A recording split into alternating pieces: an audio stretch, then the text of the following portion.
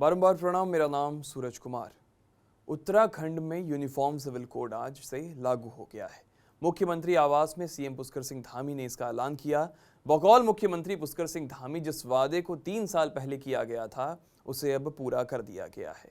उनका कहना है कि यूसीसी किसी भी धर्म के खिलाफ नहीं है, ना ही इसका उद्देश्य किसी को टारगेट करना है। और अब उत्तराखंड में 27 जनवरी समान नागरिकता दिवस के रूप में मनाया जाएगा। अरे श्रीमती जी, कुछ तो सस्ता लो, बचत करो। नहीं श्रीमान जी, सब बढ़िया लो, रहने दीजिए। इसमें क्या खास बात है? थोड़े में ज्यादा स्वाद, यही तो है इसकी खास बात। वाओ मम्मा, क्या स्वाद है। अरे मेरे राजा,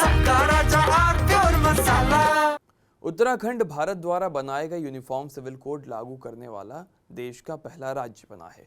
गोवा में भी यूसीसी लागू है, लेकिन इसे आज़ादी से पहले लागू किया गया था। पोर्तुगीज ने इसे बनाया था। अब ये जानिए कि उत्तराखंड का यूसीसी तैयार कैसे हुआ। 4 खंडों में ड्राफ्ट तैयार किया गया। 449 पेज हैं इसमें। 2,33,000 से ज्यादा लिखित फीडबैक्स आए। 70 से ज्यादा पब्लिक मीटिंग्स हुई और 60,000 लोगों से बात करके ड्राफ्ट को तैयार किया गया। रिपोर्ट के आधार पर 7 फरवरी 2024 को राज्य विधानसभा के विशेष सत्र में यूसीसी ड्राफ्ट पारित कर दिया गया और उसके 1 महीने बाद 12 मार्च 2024 को राष्ट्रपति ने भी उसे अपनी मंजूरी दे दी। यूनिफॉर्म सिविल कोड से क्या क्या बदलेगा, अब इसे समझिए। समान संपत्ति अधिकार। अब बेटे और बेटी दोनों को संपत्ति में समान अधिकार मिलेगा। इससे फर्क नहीं पड़ेगा कि वो किस कैटेगरी के हैं। अगर किसी व्यक्ति की मौत हो जाती है तो यूनिफॉर्म सिविल कोड उस व्यक्ति की संपत्ति को पति या पत्नी और बच्चों में समान रूप से बांटने का अधिकार देता है।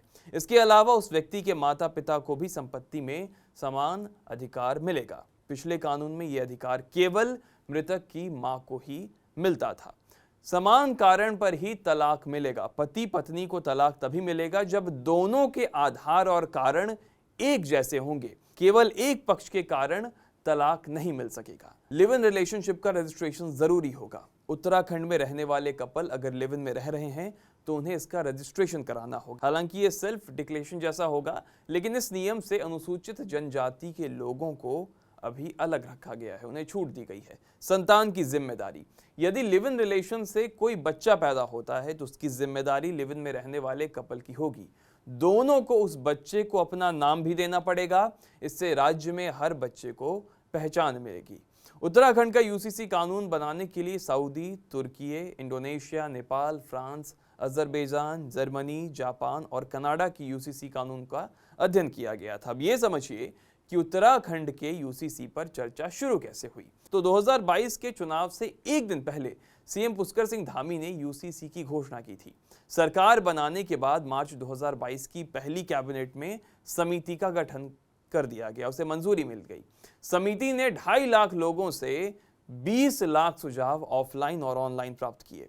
6 फरवरी 2024 को विधानसभा में यूसीसी विधेयक पेश हुआ। 7 फरवरी 2024 को यह पारित हुआ। 11 मार्च 2024 को राष्ट्रपति ने यूसीसी विधेयक को मंजूरी दी और समिति ने 18 अक्टूबर 2024 को नियमावली सरकार को सौंपी। फिर 20 जनवरी 2025 को नियमावली को कैबिनेट की मंजूरी मिली और आज यानी कि 27 जनवरी 2025 को इसे लागू कर दिया गया है। तो ये कुल लोखा जोखा है जो यूसीसी आज लागू हुआ है उत्तराखंड में।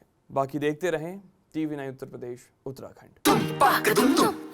अरे श्रीमती जी, कुछ तो सस्ता लो, बचत करो। नहीं श्रीमान जी, सब बढ़िया लो, रहने दीजिए। इसमें क्या खास बात है? थोड़े में ज्यादा स्वाद, यही तो है इसकी खास बात। वाओ मम्मा, क्या स्वाद है। अरे मेरे राजा,